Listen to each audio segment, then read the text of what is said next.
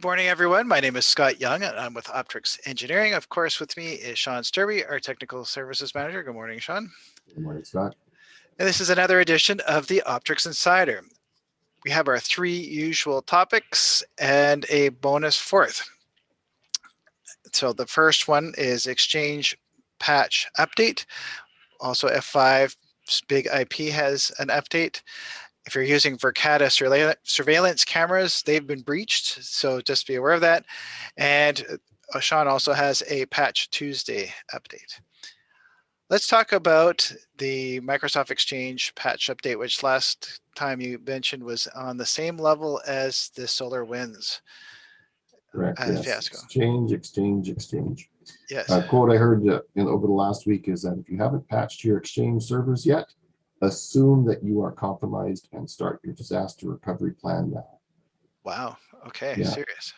Very serious. Krebs on Security has posted a timeline, and others are posting information all the time. The exploit went from slow and stealthy to fast, and then very fast when the copycats joined in. There are now reports of victims who have multiple cybercrime groups embedded on their servers. And these cybercrime groups, of course, now have access to or ability to read any message, control the server, and even patch the exploit that they use to get in. According to an analysis from ESET, at least 10 different APT or Advanced Persistent Threat groups are exploiting these Exchange vulnerabilities. These are groups with names like Hafnium, Tick, Lucky Mouse, Calypso, WebSlick, and App41. So if you have not patched your Microsoft Exchange server, and we're talking about on-prem here. Correct, yes. Yet, so assume that you're vulnerable. Assume you've been exploited. It's possible you have more than one hacker group on your server, and some of them might have been nice enough to patch it, but they're still there. So definitely take a look at what's going on. And I think, as you pointed out last week, that it's going to take a year and a half, something like that, to get this fully taken care of, largely because there's so many people infected by it that there isn't enough IT resources, external IT resources, to help resolve that. Correct, yes. So now that all these servers, the report is over 30,000 in the US, over 100,000 worldwide, have been exploited, they're now going on to stage 2. So stage 2 begins with the exfiltration of data. Why? Because these are money-motivated hacker groups. So what are they going to do? They are going to either start blackmailing with the data that they've exfiltrated, or they're starting to install ransomware and then just blackmailing the victim. Hey, you want access to your Exchange server and your email? Pay up.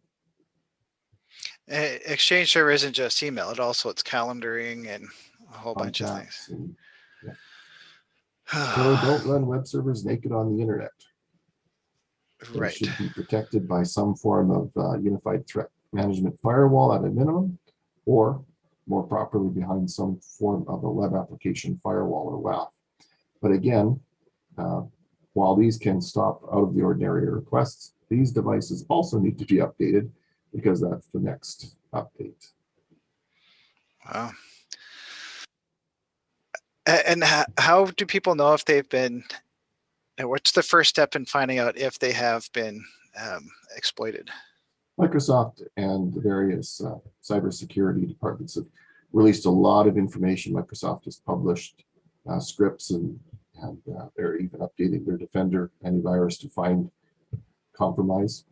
So you can very easily find the Microsoft blog and take a look at the mitigation steps. And basically, there are things that they've said, look for this. Look for a file with a random name in this directory, and that'll be an indication that this stage of the exploit at least was attempted.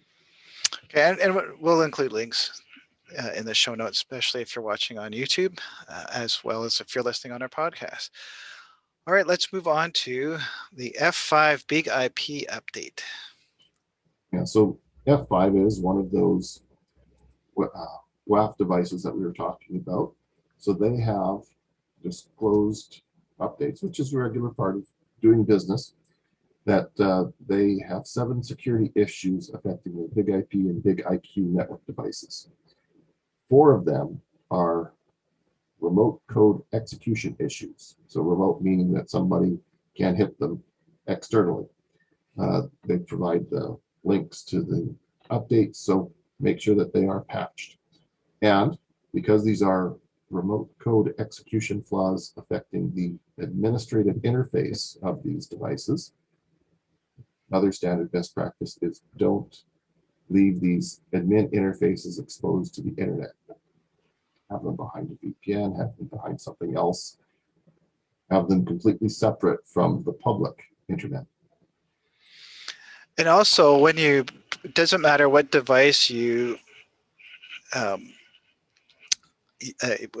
sorry, it doesn't matter which device you have. If you can log into it through a web browser, especially, pay attention to what the default browser or default admin password is, which will be included in your in the manual that came with it. Make sure you change that, because I'm sure everybody knows, or the hackers know, what all the default passwords are. So, and don't use password as your password. There are lists of, this is what the default password for device X is. Printers, routers, you name it. Yeah. Storage devices. Yeah, to pay attention to that. Okay. Let's talk about the Verkada surveillance cameras that have been breached. Now, I understand that a lot of the cameras that you can get, even D-Link ones, or ones you can get at Costco or your local Best Buy or whatever, often they'll be cloud enabled. And while handy, it also opens you up for potentially being breached. And here's an example of it. Correct, yes. So 150,000 surveillance cameras placed in literally thousands and thousands of clients have been breached. This breach was carried out by an international hacker collective called Advanced Persistent Threat 69420, a cheeky moniker that they gave themselves. And they just wanted to show how persuasive video surveillance is, and also how easy cloud surveillance systems or cloud systems could be broken into. Tilly Cotman, as actually claiming credit for breaching Verkada. And it wasn't much of a breach. It was more bad security, because an administrative account was publicly exposed on the internet. And not just an admin account, but a super admin account. This account allowed them to log into the cloud interface for Verkada and then see all of the cameras of all of their customers. Verkada's chief information security officer, an internal security team, and an external security firm are all investigating the incident. I'm sure that was an awkward discussion around the boardroom on how did this happen. Now, was it Verkada that I remember hearing something about Tesla had their surveillance cameras breached? Were they one of those with Verkada, or? They, it wasn't Tesla themselves. It was a subcontractor that was producing some aspect of something that Tesla is using in their factory or their systems. But yes, lots of different companies have been called out as using these surveillance cameras and having it being exposed by this lack of administrative security. Well, yikes. Okay. And as our bonus fourth topic, let's talk about the latest Patch Tuesday update. So you do want to apply the patches, while the focus has been on the Exchange patches for the last week, because Microsoft actually came out a week early with the patch. It's still important to apply the other patches, especially on Windows 10. However, you may want to put a pause on it for a few days or a week, because the latest March patch is causing a blue screen, but only if you are printing. And it's affecting what they call a Type 3 printer driver. but not the Type 4 printer drivers. So as Microsoft has progressed over the years, they've had the original printer drivers, and then they have, as printers got more and more features, they updated the various different printer driver standards. And so they have temporarily pulled the patch, but if it is already installed and causing you issues, and you won't know until you actually print to a printer that has one of these Type 3 printer drivers installed. We'll have a list of them, but they're ending in 802, 808, 822, and 809, depending on the version of Windows or Windows Server that you have running. So it can be uninstalled, and thankfully this one, while it does cause a blue screen, you're able to reboot, get back into Windows, and use all of the administrative tools as you would normally without it blue screening again until you reprint. Speaking of Windows 10, I have a question for you, Sean. I notice at home for Windows 10, I get an alert saying that I need to download a new version of Windows 10. Yes. Can you maybe discuss what that is? Because I'm sure I'm not the only one with that update alert. Right. So Microsoft has called Windows 10 the latest version or the last version of Windows. But there are different flavors of it. So approximately every 6 months, they have come out with a new main version of Windows. 1803, 1903, 1909, 2019, now 2004, and 20H2. And they're only supporting the older versions for so long.